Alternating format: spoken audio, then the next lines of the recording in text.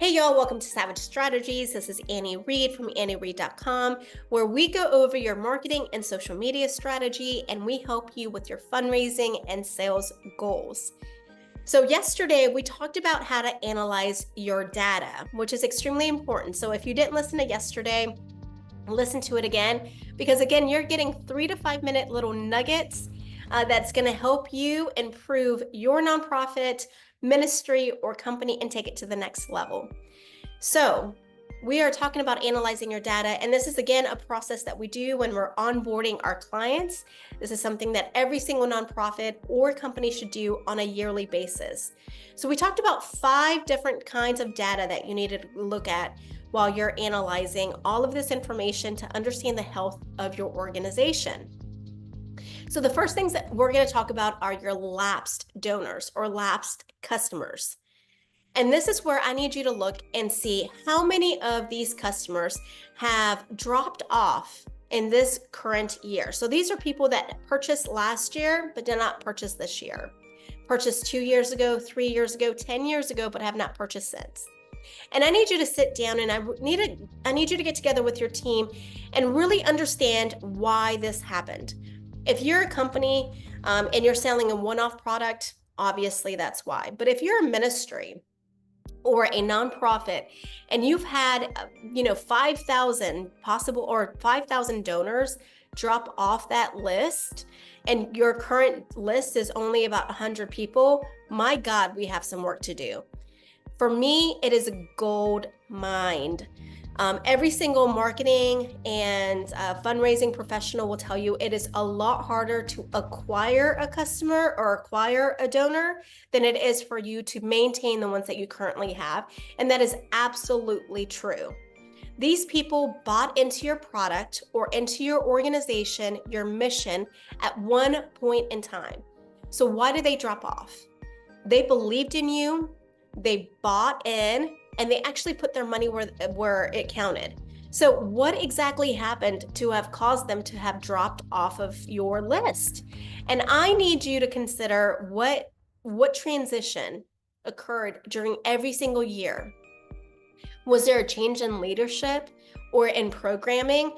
Was there a change in systems or communication? Was it was it that you dropped off a product line if you're a company? I need you to sit down with your team and analyze exactly what happened to have caused this process for your customer. And then I need you to consider, how do we win them back? Because that is vital. Again, it is a lot harder for you to maintain to gain a new customer than for you to maintain your current customer list. So if they are lapsed, are they still receiving email or any communication from you? And if they're not, why not? Can you add them back in? And if they have dropped off, is it because of something that you can change? Basically, I will tell you this. Again, we onboarded a client just this week, and the very first thing that we looked at was lapsed donors. They have a very small list. Their donor list is about 800. They have 300 current donors. So that means 500 of them have dropped off. Now, why is it? So when we sat down and actually started going through the process of what has occurred over the last few years, we realized that they were no longer sending emails. They were no longer communicating with any of their donors in any kind of way. They post to Facebook maybe once a month, and then they actually didn't do anything else. So of course people are going to drop off. You need to be front and center of your customer and of your donor on a regular basis. They want to hear from you. They bought in. They believe in you. But they are also busy. They have lives on a regular basis, and we cannot expect them to think of us as often as we think of them. So first things first we did with them is added them back into the email list and started communicating again. That is the next step in this process.